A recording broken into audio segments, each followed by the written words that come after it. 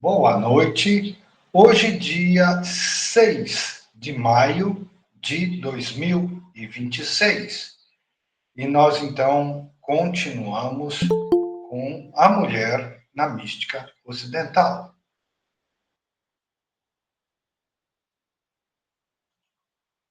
Pronto. Boa noite. Boa noite. Boa noite. Boa noite. Então, eu lembro a vocês, né, que...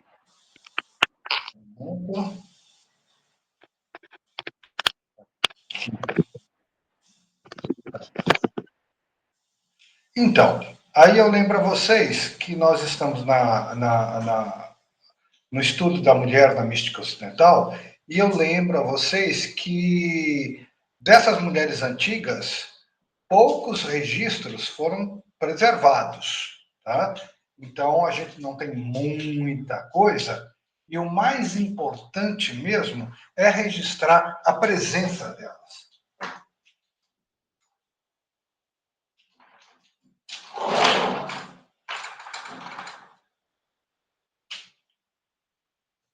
Porque as pessoas pensam que as mulheres não tiveram presença nenhuma e tiveram uma presença muito forte. Então, vamos começar com os textos de hoje. Bem, a primeira de hoje é Sinclética de Alexandria, 270 a 350 depois de Cristo. A seta egípcia Sinclética é uma das mais antigas e influentes amas, mães do deserto. Bom, muito bem. Então, nós estudamos os pais do deserto, né, os padres do deserto, que ficaram muito famosos, que foram para o deserto para um recolhimento, para um encontro com Deus, interior, contemplativo, genuinamente místico, e eles eram chamados de Abba, Abba é pai, Ama é mãe. E então a sinclética é a contraparte, é uma das mães do deserto. Então, as mulheres também se recolheram para o deserto, para o encontro místico. E o interessante é que tanto os pais como as mães do deserto, eles não são teóricos, eles são genuinamente místicos, mas eles não são muito dados a escritos teóricos. Mesmo assim, a gente tem alguma coisa aqui, tá? Bem, nascida em uma família rica de Alexandria, distribuiu seus bens aos pobres após a morte dos pais e retirou-se para uma vida de rigorosa ascese. Sua autoridade não era institucional, mas experiencial. Ela fala como quem atravessou combate interior prolongado. A linguagem é direta, muitas vezes médica ou militar. A alma é doente, o asceta é atleta, Deus é médico. O martírio já não é sangrento, mas cotidiano. Renúncia, né? Nós falamos disso. Luta contra paixões, tentações, ilusões. Sinclética representa o deslocamento do heroísmo exterior para a interioridade radical. Então, nós estávamos em Perpétua, onde o importante não era tanto o heroísmo, porque este curso não é exatamente sobre o heroísmo cristão, senão nós teríamos que incluir muitos outros nomes, mas sobre a mística. Então, apesar de Perpétua ter um perfil heróico, o problema é como ela se afirma. O problema não, a questão é como ela se afirma como cristã, né? E a força que ela tem para enfrentar as adversidades é por ela ser cristã. Então, sinclética, mas sinclética representa já o deslocamento do heroísmo exterior para a interioridade radical. Claro que é a interioridade radical. Ela não se recolheu no deserto, que nem os padres no deserto? Nela, o cristianismo assume definitivamente a forma de combate invisível. Silêncio, discernimento, vigilância e purificação. Na vida mística, nós vamos ver que combate invisível, na verdade, o combate é contra si mesmo, né? Contra o apego e as tendências materialistas. Bem, seus ensinamentos chegam até nós, principalmente através do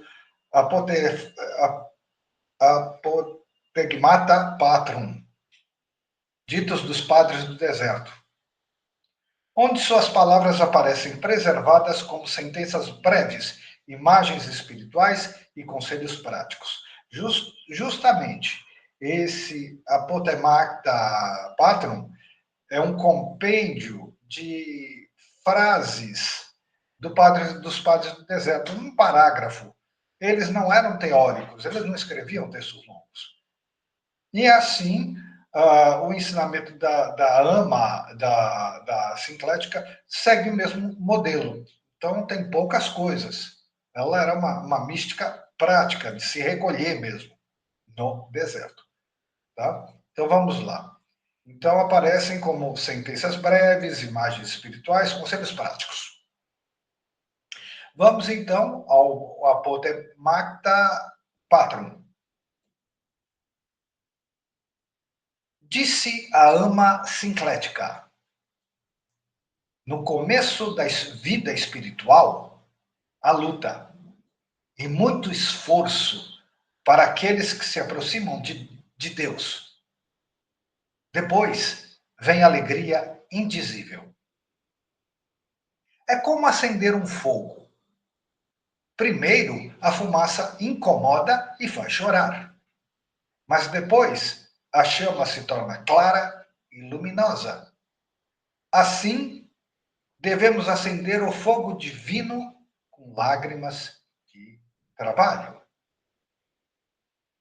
Então, veja, ela está dando conselhos, mas é uma pessoa que não fala da boca para fora. Ela dedicou a vida dela inteira ao que ela está dizendo. Se recolheu no deserto para isso. Então, repito e vou para outro trecho. No começo da vida espiritual há luta, muito esforço para aqueles que se aproximam de Deus. Depois vem a alegria indizível. É como acender um fogo.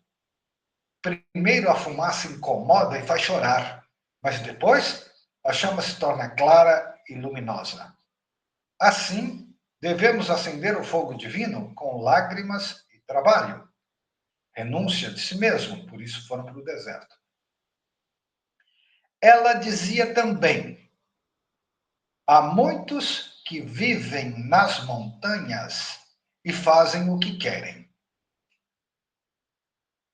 Estão longe em lugar, mas perto das paixões. E há outros que vivem no meio da cidade e praticam o deserto no coração. Não é o lugar que salva, mas a disposição. Vou repetir porque eu quero comentar. Há muitos que vivem nas montanhas e fazem o que querem. Estão longe em lugar, mas perto das paixões. E há outros que vivem no meio da cidade e praticam o deserto no coração. Não é o lugar que salva, mas a disposição. Então vamos ver. O que nós temos aqui? Ela diz que tem muitos que vivem na montanha, quer dizer, se afasta, se recolhe em mosteiro que seja, mas não vive realmente uma vida espiritual, que é, para eles principalmente, né, uma vida de renúncia. Eles que foram para o deserto, tudo, a vida de renúncia. Eles estão apegados à vida, às paixões, à vida material. Então, essa é uma crítica. Aí ela diz: há outros que vivem no meio da cidade e praticam o deserto do coração. Então, não é se recolher do mundo que define a espiritualidade. Você pode se recolher e ainda estar impregnado de apego. Mas você pode estar no meio da cidade e dizer que está no mundo, mas não é do mundo. E levar uma vida puramente espiritual. Então, ela escolheu ir no deserto, mas ela está dizendo que não é uma garantia. E ela está dizendo, é isso que eu queria comentar, que é o mais importante, que há outros que vivem no meio da cidade e praticam o deserto do coração. Era aí que eu queria chegar.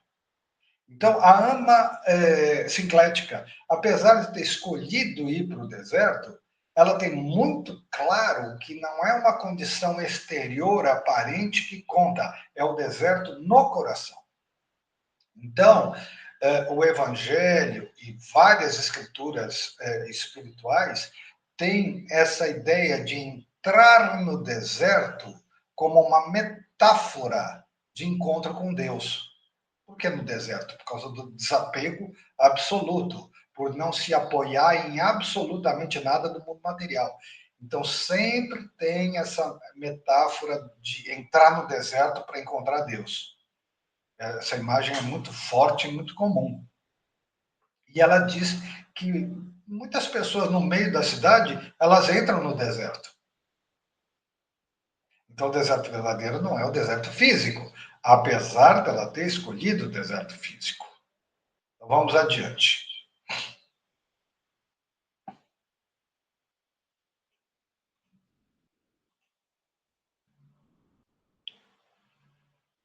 Outra vez disse: se queres ser salva, aprende primeiro a guardar silêncio. O silêncio ensina a vigiar os pensamentos. Como o navio é guiado pelo leme, assim a alma é conduzida pela língua. Se ela é desgovernada, todo ser se dispersa. Mais uma vez aqui, tem vários sentidos no que ela fala. Então vamos ver. É engraçado, né? Essa gente do deserto, eles não são teóricos, eles falam pouquíssimos, mas as frases muito curtas têm um sentido muito profundo. Então, se queres ser salva, aprende primeiro a guardar silêncio. Silêncio é exatamente, não é silêncio do mundo, é silêncio interior. Portanto, o silêncio agora é a mesma imagem do deserto do coração, a mesmíssima. Tá? É um silêncio interior. Não é um silêncio da mente, como muitas linhas espirituais pregam, o silêncio da mente, eu tenho que parar a mente, e você não consegue parar a mente porque a mente não vai parar a própria mente. É um silêncio de expectativas, de pedidos, de súplicas, de querer controlar as coisas, e que Jesus chamou de renúncia de si mesmo. Tá? Então, silêncio.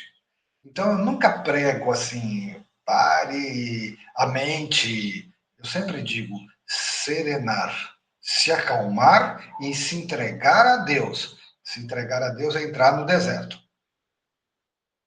Serenar, se acalmar é o silêncio. E ela diz também que a alma é conduzida pela língua.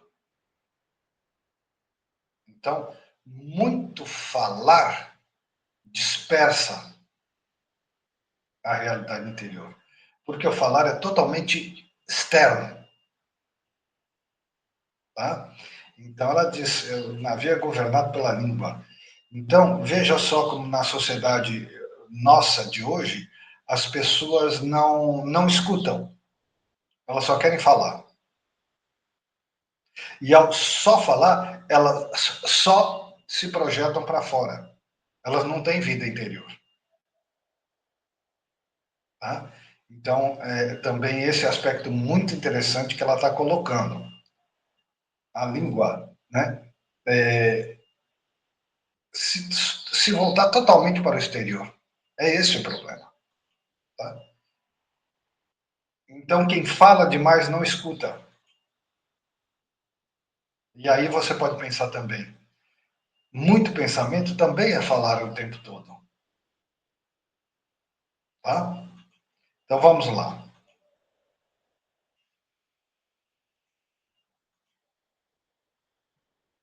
Então não é uma questão de silêncio e lutar para ter silêncio, mas é uma atitude de falar menos. Como falar menos? Aprender a ouvir, inclusive ouvir a Deus. Bem, disse ainda: assim como o tesouro é guardado por portas bem fechadas, também a alma deve guardar seus sentidos. Se deixamos a porta aberta, entram ladrões e roubam o que foi acumulado com esforço. Orai e vigiai. Tesouro é guardado com portas bem fechadas. E a alma deve guardar seus sentidos. Não são 5 sentidos. A alma deve guardar o seu entendimento espiritual. Se a porta fica aberta, ladrões roubam o que a gente conquistou com tanto esforço. Agora vejamos. Como é que eles roubam? É o seguinte, isso já foi falado por quem? Pelo Goldsmith. Você vai serenando, vai cultivando o encontro com Deus, mas não teve um despertar pleno. E está sempre trabalhando a fé, que a fé deveria ser uma confiança incondicional, mas como Jesus fala, quando ele vai rezar no Jardim das Oliveiras, ele e os discípulos não conseguem se manter firmes, ele diz: o espírito está pronto, mas a carne é fraca. Então, da mesma maneira, ela está dizendo que orai e vigiai, porque se a gente não vigia, nós vamos perder esse esforço. Como assim? Aí explica o Goldsmith. Justamente porque a carne é fraca, nós vamos caminhando humildemente com passos de formiga. Fizemos o mais importante, dissemos, sim, eu quero voltar para a casa do Pai. Mas como nós não temos um despertar pleno, uma vida espiritual plena, que ancore a gente firmemente em Deus e que nada pode abalar, assim tipo perpétua, né? Como a gente ainda não está nesse estágio, então vem o ladrão e leva o que nós temos. O que é isso? Abala a nossa fé. Então, nós somos chamados de crédulos, ingênuos, tolos pelo mundo, porque o mundo só quer se dar bem, o mundo quer ser esperto, o mundo quer chegar em primeiro lugar, mesmo que o outro morra, ele não está interessado nisso. E quando você não segue o esquema do mundo, então você é tolo, ingênuo, né? E aí, se a gente não tiver muito firme, a fé da gente começa a balançar. E se bobear, a gente larga tudo e vai viver a mesma vida medíocre de aparências e de ilusões que eles vivem. A gente estava até indo bem, mas de repente, não, isso é tudo bobagem. E se entrega a bobagem de fato. Então, quando não se está firme, a fé pode ser abalada. Por isso que o Goldsmith fala que quem não está firme não deveria instruir, porque será um falso professor porque não tem firmeza. Bom, eu ouvi isso e logo pensei, né? Bom, será que eu sou um instrutor e não? Eu me coloco de uma maneira diferente. Eu estudo junto, eu facilito, eu junto, eu arrumo, mas eu estudo junto. Em nenhum momento eu me coloco como professor e mestre. Eu sou companheiro de jornada. Então, eu me livro, pelo menos em grande parte, desse tipo de problema. Tá? Porque a carne é fraca. O espírito está pronto, mas a carne é fraca. Eu não posso dizer que a carne está forte. Então, eu assumo uma posição mais humilde, mais do meu tamanho. Tá? Facilito, arrumo, tudo bem. Ensino, é verdade, mas mestre, instrutor espiritual? Não, não sou não. Companheiro de jornada. Tá? Aí eu me livro desse drama, que é um drama real. Então vamos lá. É cada um saber o seu tamanho, né? O que implica em consciência e humildade. Então vamos lá. Repito, assim como o tesouro é guardado por portas bem fechadas, orai e vigiai. Também a alma deve guardar os sentidos, seu progresso espiritual. Se deixarmos a porta aberta, entram ladrões e roubam o que foi acumulado com esforço. Eles abalam a nossa fé. Então vamos lá. E acrescentava: Deus não exige de nós aquilo que está além de nossas forças. Ele conhece a medida de cada um. O importante é perseverar. Se caíres, levanta-te. Se desanimares, lembra-te de que a misericórdia é maior que a fraqueza. Muito belo esse ensinamento. Vou repetir. Deus não exige de nós aquilo que está além das nossas forças. Ele conhece a medida de cada um. O importante é perseverar. Se caíres, levanta-te. Se desanimares, lembra-te de que a misericórdia é maior que a fraqueza. Então vamos ver. Primeiro, Deus não exige aquilo que está além das nossas forças. Deus nos deu uma missão e não seria louco de dar uma missão sem dar as condições para que a missão seja cumprida. Então, tem o dito popular que diz que Deus não manda frio maior que o cobertor. Né? Eu conheço esse ditado popular. Então, Deus é onisciente. O Evangelho diz: não vos preocupeis com o que comer, o que beber, o que vestir. Deus, vosso Pai, sabe que precisais dessas coisas. Onisciente. Então, a questão de confiança. Então, Deus não exige de nós aquilo que está além de nossas forças. Então, é preciso confiar. O importante é perseverar, não desistir. Mas se a gente desistir, então caiu no ensinamento anterior, que falava que o ladrão entra e rouba a nossa fé. Então, perseverar, não desistir. E aí ela diz que se você cair, levanta-te. Coragem. E se desanimares, lembra que a misericórdia é maior do que a fraqueza. Se desanimares. Pois bem, mais uma vez eu conto isso aqui. Eu fui numa missa dos beneditinos e o abade disse assim: o desespero é um pecado contra o Espírito Santo. O Espírito Santo é a própria consciência, a consciência divina, a verdade que nós somos. Então, desespero significa negar essa verdade que nós somos. E, portanto, a salvação fica invisível, porque eu cortei tudo a partir de dentro. Então, por isso que ele diz que o desespero é um pecado contra o Espírito Santo. Então, a sinclética diz que nós temos que confiar e perseverar e continuar no caminho, porque Deus nunca deu uma prova maior do que a gente poderia enfrentar. Então, é preciso ter fé e confiança. Tá? Se você se desespera, sinal então que você negou Deus a partir de dentro. Por isso que eu falei Espírito Santo. A partir de dentro. Então aí fica muito difícil, cara. Muito difícil. Então, mais uma vez, orai e vigiai. Tá? Vamos de novo.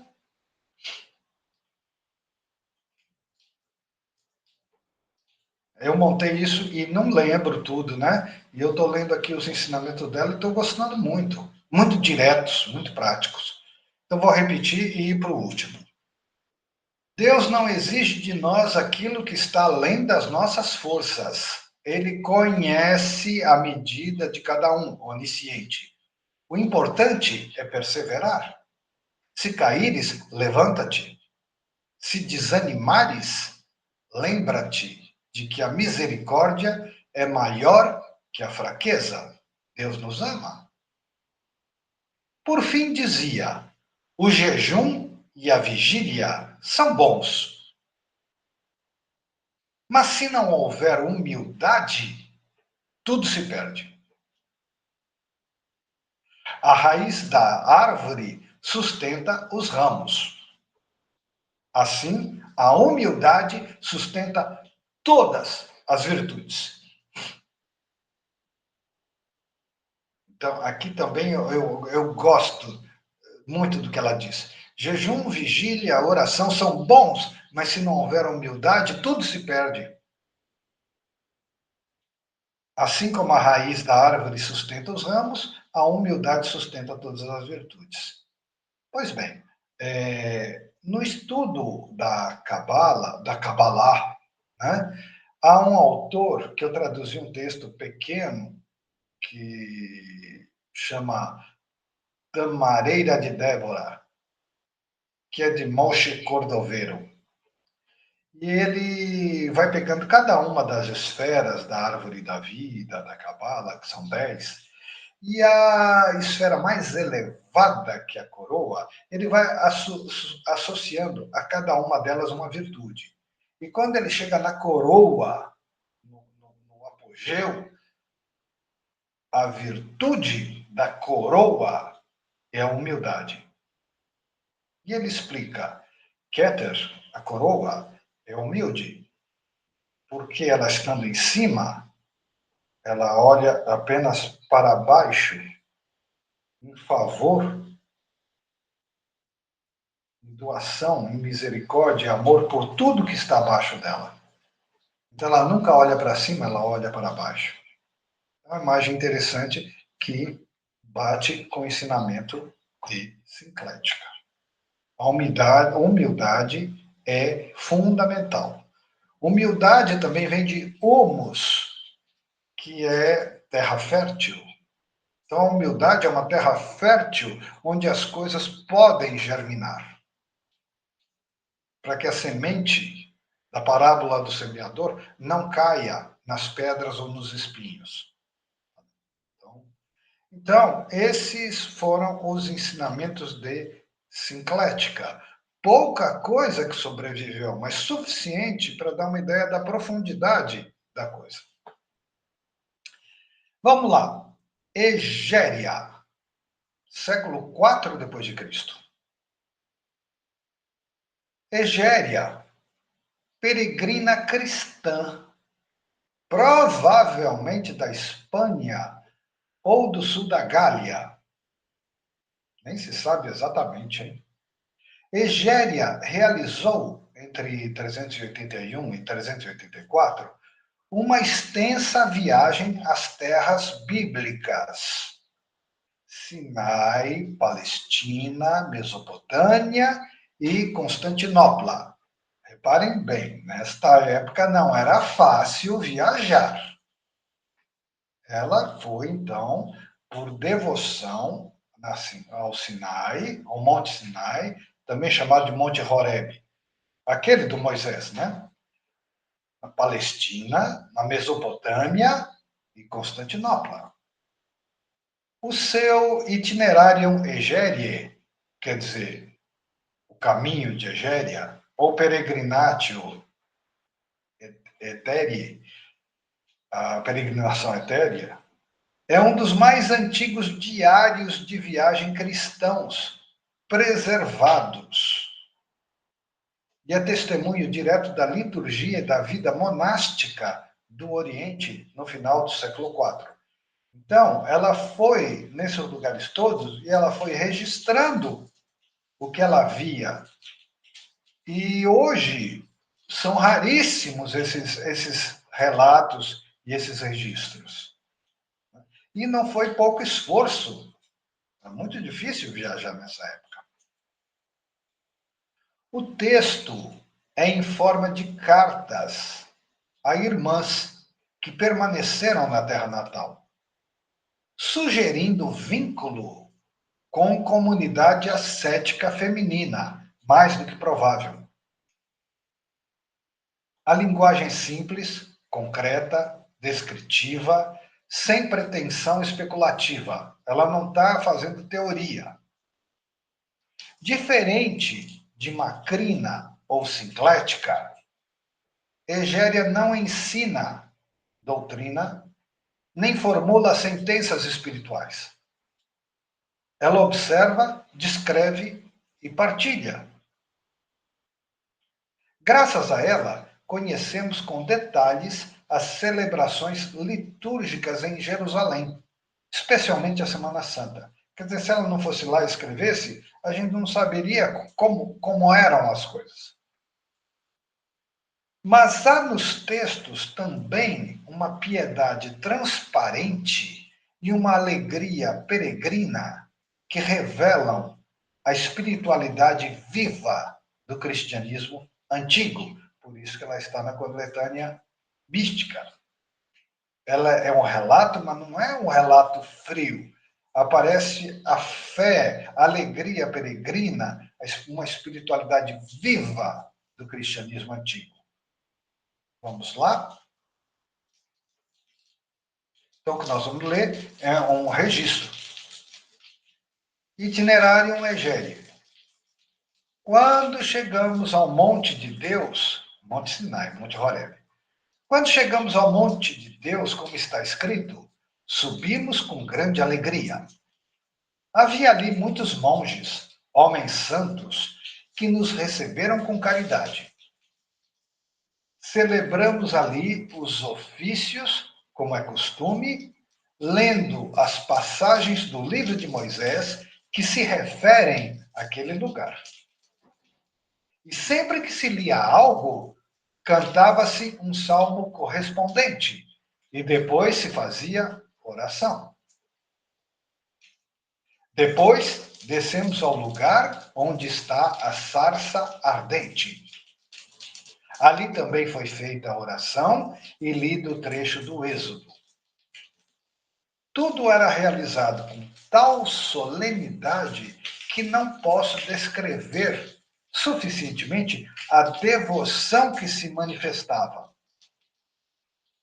Em cada lugar que visitávamos, lia-se a passagem da escritura apropriada, recitava-se um salmo e fazia-se a oração. Mas ela disse que a devoção não dava para descrever.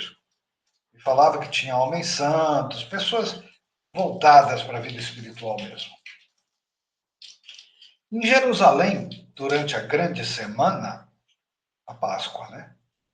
Em Jerusalém, durante a grande semana, todos os dias se reúnem na igreja chamada Anastasis antes do canto do galo. O bispo entra e todos permanecem de pé enquanto se recitam salmos e antífonas. Depois se faz oração por todos. Ninguém falta a essas vigílias, nem mesmo os mais velhos ou os mais frágeis.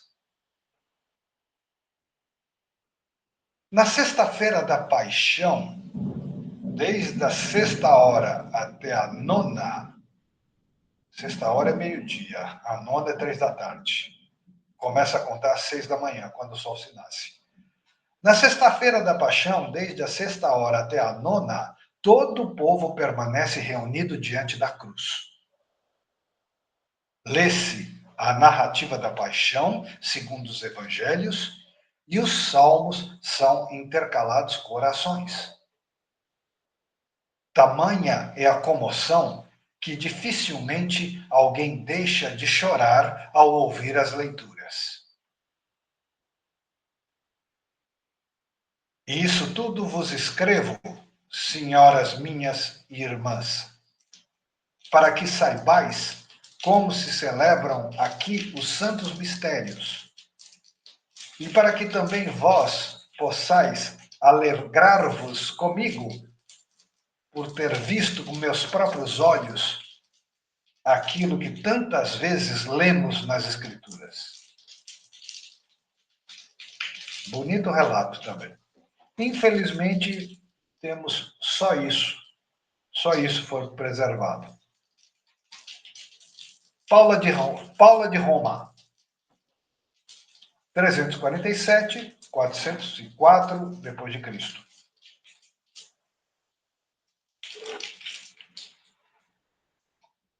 Então, Paula de Roma, romana, convertida.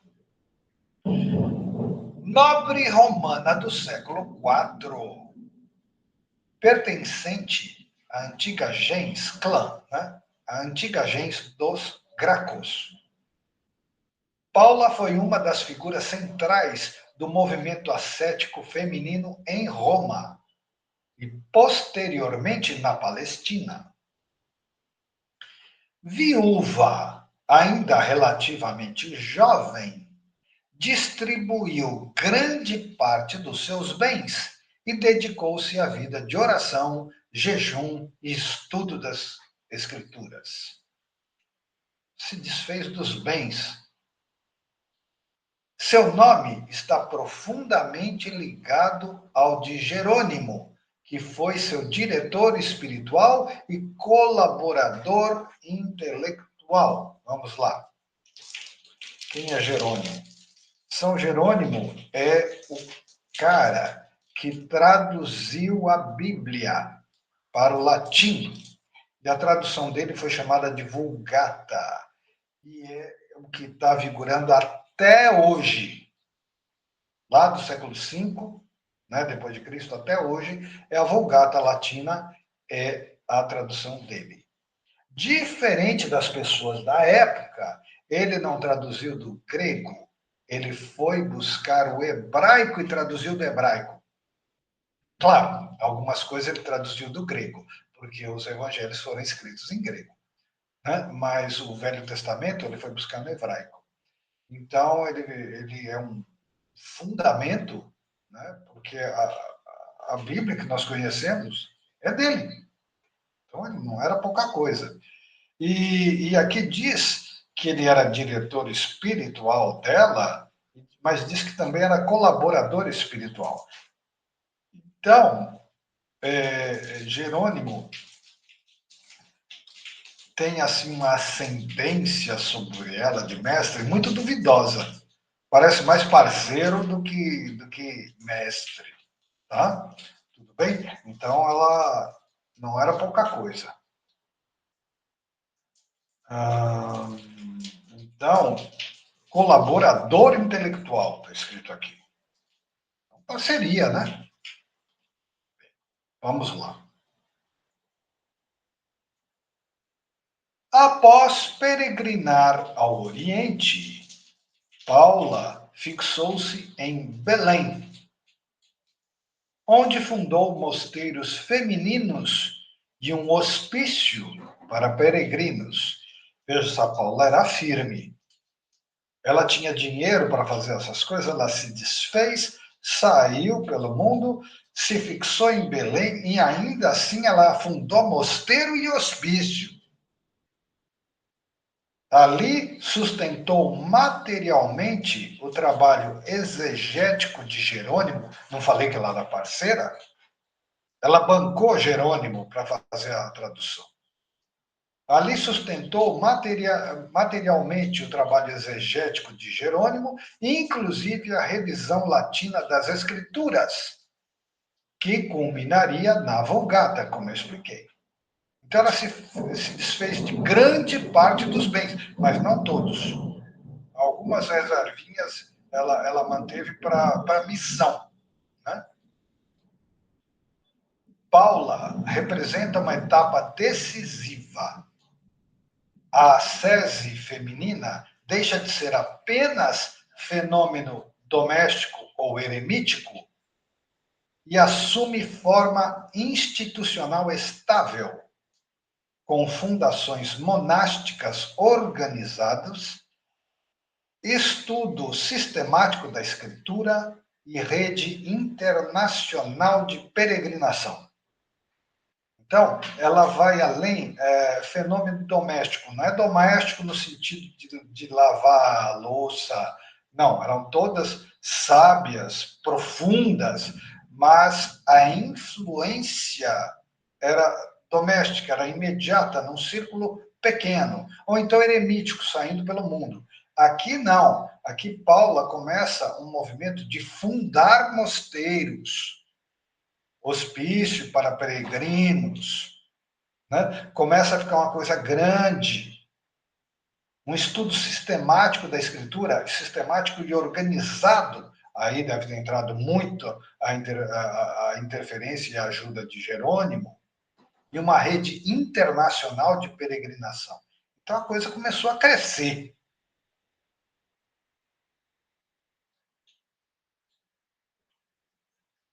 Pronto. Aí vem um texto sobre Paula, que não se preservou nada. Então o texto é justamente uma narrativa de Jerônimo, falando dela. Então escreve Jerônimo. Quem poderia narrar a vigilância de Paula, seus jejuns, sua constância na oração? Dia e noite estava com salmos nos lábios. Raramente falava de outra coisa senão das Escrituras. Se algum trecho lhe parecia obscuro, não descansava até compreendê-lo. Interrogava-me com insistência e não se satisfazia com respostas superficiais, nem mesmo dele, porque ela interrogava com insistência. Interrogava-me com insistência e não se satisfazia com respostas superficiais. Quando decidiu deixar Roma, não foi por desprezo da cidade, mas por desejo dos lugares santos. Visitou o Sinai, contemplou o Monte das Oliveiras, prostrou-se diante da gruta do Senhor em Belém. E ali, onde o Verbo se fez carne, escolheu habitar. Já foi dito que ela foi morar em Belém. Distribuiu sua riqueza aos pobres, não conservou para si senão o necessário. O que antes fora hábito de luxo, tornou-se veste simples. Seus alimentos eram frugais, seu leito austero. Contanto, sua alegria não diminuía. Quanto mais se despojava exteriormente, mais se enriquecia interiormente. Na leitura das Escrituras, era incansável. Sabia de memória longas passagens. Aprendia hebraico para penetrar o sentido mais profundo dos textos. Muitas vezes me constrangia com suas perguntas, pois desejava beber na fonte e não apenas nas águas superficiais. Eu disse que ela era parceira, ela pressionava ele. E muitas vezes ele dava respostas de qualquer jeito e ela não aceitava. Então ele diz: muitas vezes me constrangia com suas perguntas, pois desejava beber na fonte, não apenas em águas superficiais.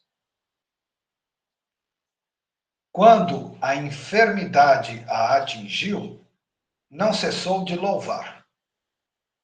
Mesmo enfraquecida, recitava os salmos. E, ao aproximar-se o fim, repetia palavras do apóstolo, dizendo que desejava partir e estar com Cristo. É Paulo. Ela estava citando Paulo. Desejava partir e estar com Cristo. Assim, entregou sua alma deixando às filhas exemplo de fé, pobreza e amor às Escrituras. Jerônimo, falando sobre Paula. Muito bem, ainda temos tempo. Melânia, a jovem. Desculpe o comentário bobo, mas me lembra Melania Trump, e aí eu fiquei, bom, então o nome já existia, né? Um nome estranho, mas é um nome que já existia. Nome romano. Então vamos lá. Não tem nada a ver com o estudo, meu comentário. Desculpe. Melania a jovem, 383, 439 depois de Cristo. Nobre romana de imensa fortuna, rica, nobre, nobre romana, neta de Melânia, a velha. É a expressão radical da ascese feminina no século V. Nobre, rica, expressão radical da vida mística. Casada muito jovem com Valério Piniano, perdeu 2 filhos ainda na infância. Trágico. Perdeu 2 filhos ainda na infância, experiência que marcou profundamente sua orientação espiritual. Após período de vida conjugal sob pressão familiar para manter a linhagem e o patrimônio, ela e o esposo decidiram abraçar vida de continência e renunciar progressivamente à riqueza extraordinária que possuíam. Afinal de contas, eles tinham perdido a maior riqueza, que eram os filhos. Então, ela e o esposo resolveram abrir mão de tudo. A distribuição de bens foi longa e complexa, envolvendo propriedades na Itália, na Espanha, África e Oriente. Eles eram muito ricos. Melânia viveu na África, passou por Jerusalém, finalmente se estabeleceu no Monte das Oliveiras, onde fundou mosteiros, dedicou-se à oração, ao estudo e à hospitalidade. Diferentemente de Paula, cuja figura está ligada, sobretudo, ao círculo de Jerônimo, Melânia aparece como centro autônomo de direção espiritual e organização monástica. Então, Melânia é poderosa, porque Sinclética não estava submissa a Jerônimo, ela era parceira, mas Melânia, nem isso, Melânia é ela mesma. Nem mesmo submissa, nem a esposa e nem família, ela é ela. Riquíssima. Então, ela continua, mas ela continua que Paula tinha começado, estabelecer mosteiros e organizar a vida espiritual. Ela representa o ponto máximo da renúncia aristocrática feminina na antiguidade cristã. Não apenas pobreza voluntária, mas transformação integral da vida social, familiar e econômica em vocação ascética.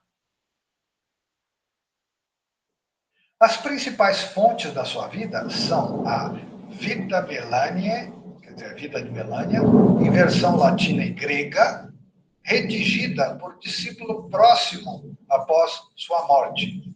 Então, não temos texto dela, mas texto sobre ela. Não possuímos escritos autônomos de Melânia, mas a biografia preserva discursos e decisões atribuídos a ela, além de descrever sua disciplina ascética com riqueza de detalhes. Então, se nós não tivermos textos preservados, por outro lado, há relatos muito bons de quem ela era. Aliás, só essa apresentação já dá para sentir a firmeza de Melânia. Vita Melânia. Desde a juventude, Melânia tinha o coração voltado para Deus e considerava transitório tudo que o mundo chama grande.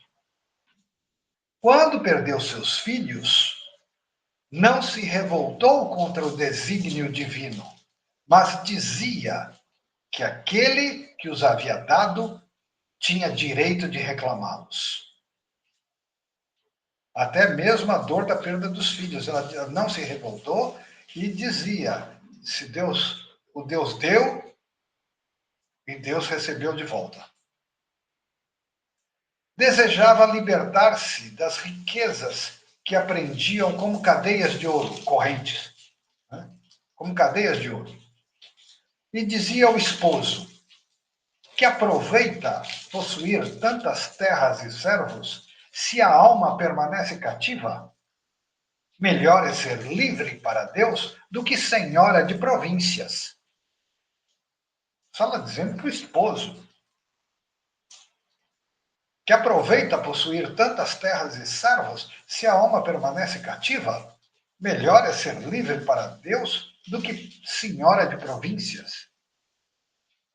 Distribuía com largueza aos pobres, sustentava mosteiros, socorria prisioneiros.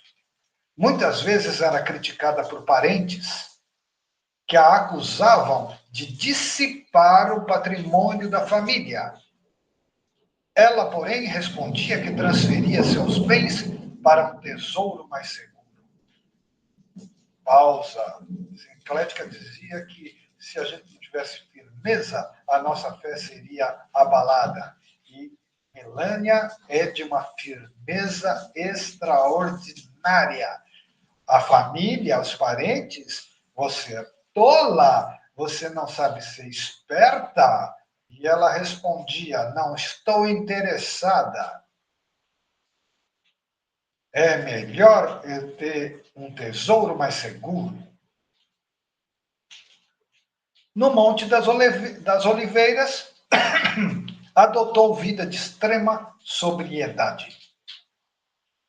Seu alimento era simples, seu vestiário modesto, seu repouso breve.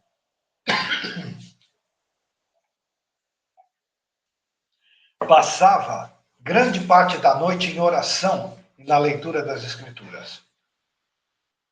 Não se julgava mestra, mas serva. Contudo, muitos vinham pedir-lhe conselho e suas palavras eram recebidas como luz. Quando a enfermidade final se aproximou, reuniu as irmãs e exortou-as à perseverança.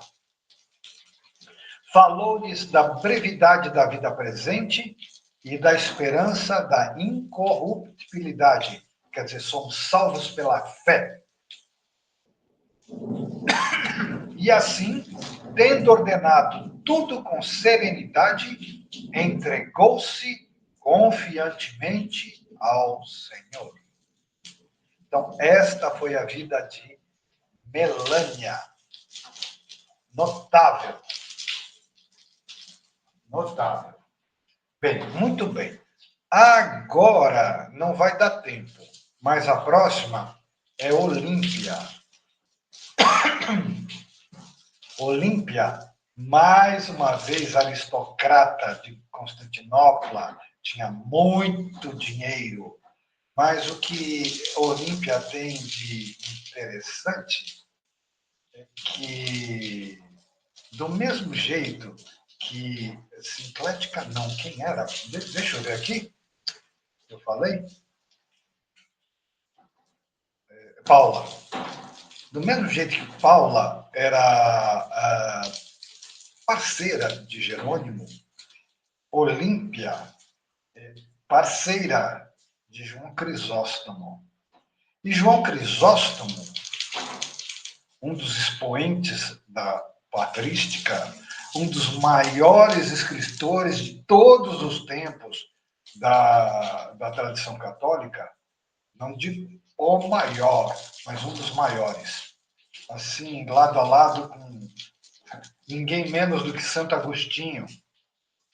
E Olímpia era parceira dele. Então, quem vai se dirigir, não temos escrito de Olímpia, mas quem vai se dirigir a Olímpia em cartas é o próprio João Crisóstomo. Então, textos muito interessantes e muito valiosos virem de quem vem, que é João Crisóstomo. Alto expoente. Então, para a semana que vem, já começamos com um nome assim bastante forte, que é Olímpia a Diaconisa. Diaconisa mostra como ela era envolvida, né, com os cultos, né, com a prática religiosa da época. Então, isso fica para a semana que vem. Agradeço, agradeço, agradeço. Um bom descanso. E amanhã nós estamos aqui com o Goldsmith. Boa noite, obrigado. Boa noite.